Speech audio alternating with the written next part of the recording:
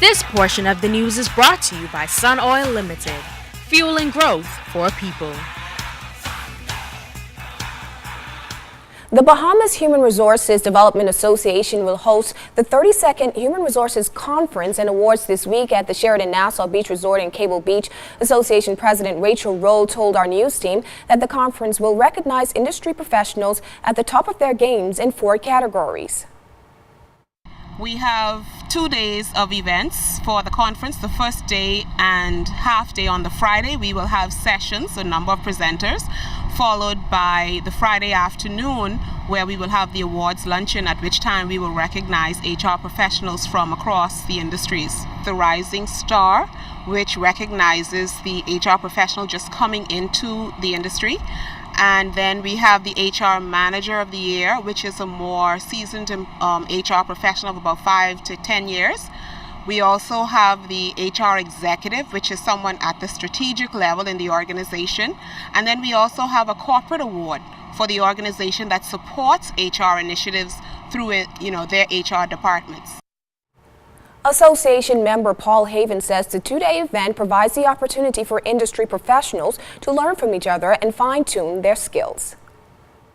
It's an opportunity for HR professionals to get together, to really, network and garner information from each other, and really to learn to improve, hopefully, the workforce and the overall working environment. I think it's important now as a country transitions into a new era of focusing particularly on productivity and the workforce itself, and how we can be better HR professionals to serve those in various companies and environments.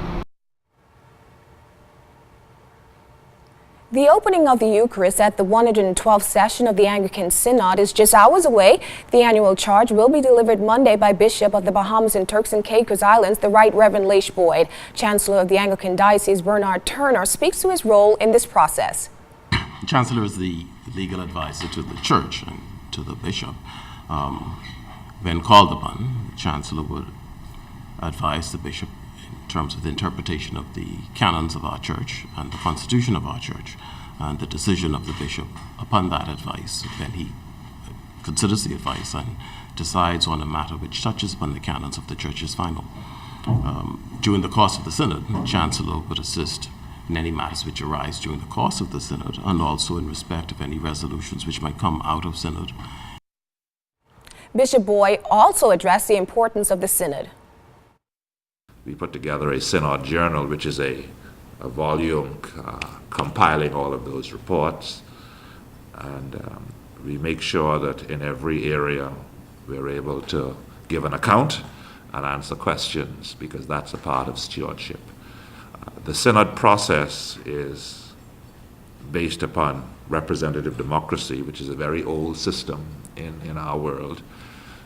And so it is one of the best ways we have of gaining the consensus of any organization, where representatives from all parts of that organization come together and meet and make decisions.